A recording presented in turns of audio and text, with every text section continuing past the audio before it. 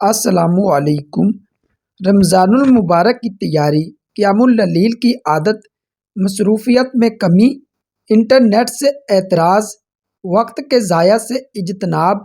نفلی عبادات کا اہتمام، نظام الاوقات کی ترتیب، کاموں کی تنظیم،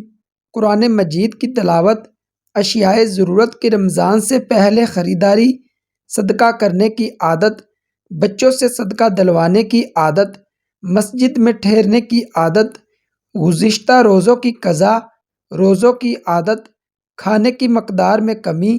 ذکر اللہ کی کثرت، نفلی نمازوں کا اہتمام،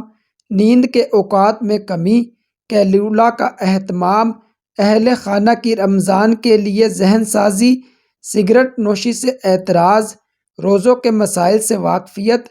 دعاؤں کی کثرت، اخلاق کی درستگی، نیت کی درستگی، دل کو اللہ کے لیے فارغ کرنا، توبہ کرنے میں جلدی، دوسروں کو درج بالا امور کی دعوت۔